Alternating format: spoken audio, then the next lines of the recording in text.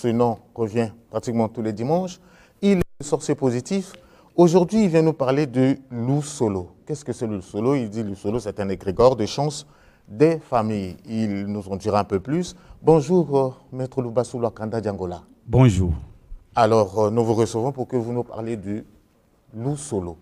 C'est quoi exactement le loup solo? Loup solo, c'est un égrégore. J'ai bien prononcé, loup solo? Loup solo, c'est un égrégore familial.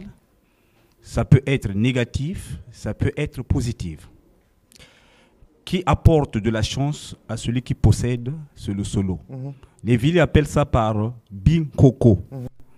Donc, il y a des esprits détenteurs de ce loup solo qui apportent la chance à celui qui possède ça. Et dès qu'il est possesseur de cet égrégore, la personne va amasser beaucoup des revenus.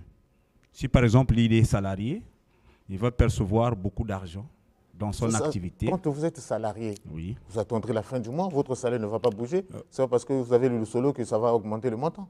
C'est parce que lorsque tu as le loup solo, on va te donner ou bien fabriquer ce qu'on appelle une fêtage. La fêtage, nous on appelle ça mbangu. C'est sous forme de liane qu'on serrant. On vend ça même au marché à 1000 francs, 1500. Et dans la fêtage, on met des trucs. Et une fois que tu perçois de l'argent, de ton salaire, tu déposes des jetons, par exemple, ou bien des petites coupures, tu mets dans cette fêtage. Et après 2 mois, 3 mois, l'argent que tu avais dépensé, que tu avais déposé, ça va se multiplier. En fait, c'est une multiplication d'argent qui se fasse de temps en temps. Est-ce que cet égrégore-là est présent dans toutes les familles? Oui. Toutes les familles? Toutes les familles. Puisque dans toutes les familles, nous avons des génies, nous avons des mânes de nos ancêtres. Et une personne qui constate que sa vie est difficile, il ne rencontre pas beaucoup de choses dans sa vie, il peut aussi en faire usage, il peut fabriquer son propre loup solo. Et le loup solo, là, c'est différent du Moussélé Bendé? Très différent. Le Moussélé Bendé, c'est pour attirer les conquêtes, pour dominer, pour... Même dans le commerce, vous avez dit que le Moussélé Bendé agit aussi en attirant beaucoup de clients. Oui, mais le loup solo, lorsque tu as ça, par exemple, quand moi je vendais au marché total, j'avais fait pratiquement 17 ans, j'avais rêvé mon père qui était venu me remettre 100 francs.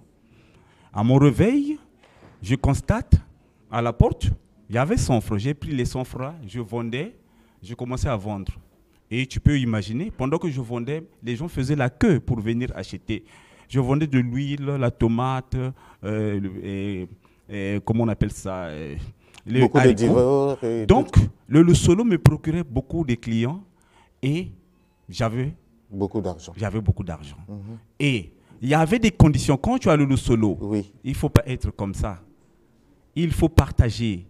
Il faut prendre tout le monde, que ce soit les gens qui ne sont pas membres de ta famille, que ce soit les membres de ta famille, il faut leur aider. Si quelqu'un veut apprendre un métier, il vient te solliciter, tu dois lui donner de l'argent. Et sans remords, même s'il gaspille l'argent, c'est sans remords. Maître Loubassou, le loup solo, est-ce que ça peut agir à tous les membres de la famille ou on choisit quelqu'un? On choisit quelqu'un.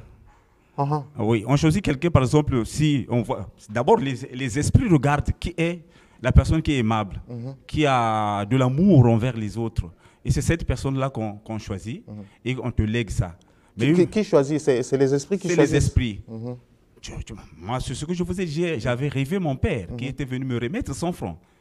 Et par contre, moi, j'avais fait une erreur en remettant les 100 francs à ma grande sœur, puisque je me disais que moi, je suis garçon. Bon, la sœur, l'activité qu'elle faisait, ça ne marchait pas. J'ai dit, bon, d'accord, je te remets les 100 francs. Mais quand elle avait perçu les 100 francs, son activité commençait à croître. En 9 mois, elle a acheté une parcelle de 9 000 et quelques. Mais après, son comportement indélébile avait fait que le loup solo la quitte.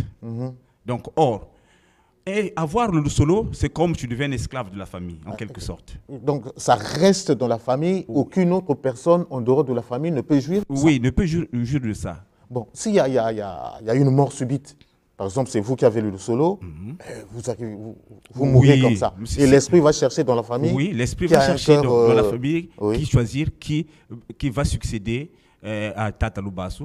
Mais il y a certaines familles où personne n'est riche, hein. Par exemple, ils peuvent tous être des pauvres mais je vais gens. vous dire une chose. Je sais que je connais beaucoup de familles qui sont très pauvres. Mais la pauvreté est morale. Hein? Une personne qui se dit pauvre parce que il croise les bras. Mais sincèrement, tout le monde est riche. Une personne, j'ai bien dit, une personne peut bâtir son propre solo. Moi, par exemple, c'est tous les jours que je partage. Ça fait partie de mon solo. Quand je partage, la loi du donner et du recevoir. Hein? Puisque c'est lui qui partage, même à l'époque, quand je lisais la Bible, il y a un verset qui dit « L'Éternel Dieu ne laisse jamais les justes souffrir de la faim, car il repousse l'avidité des méchants. » Donc, ça, c'est la Bible. Oui. Vous lisez la Bible, maître? Mais j'étais pasteur à l'époque. Et vous avez arrêté? J'avais arrêté. J'étais pasteur à l'époque.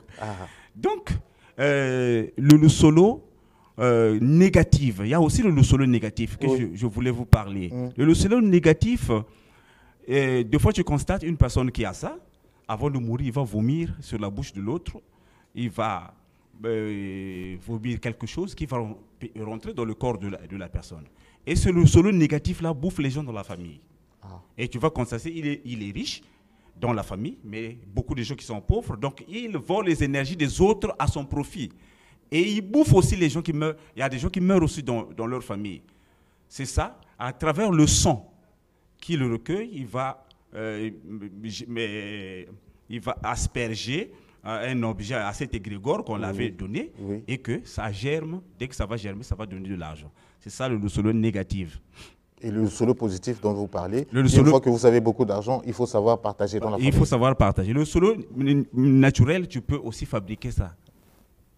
Comme par exemple, une personne qui se dit que ses activités ne marchent pas, bon, dans sa famille, il y a tellement trop de pauvres, il va acheter une fêtage et après avoir acheté une fêtage, il va chercher un maître comme le Bassou Lakano qui connaît ce qu'on met dans la fêtage. Et puis une fois, tout est là, je veux lui dire de faire un festin. Et ce festin va apporter la chance de ses activités. Alors, donc, il n'y a pas de conséquences possibles quand vous faites votre solo comme ça, il n'y a pas de conséquences? Il n'y a pas de conséquences. Il n'y a pas de conséquences. Tout ce qui est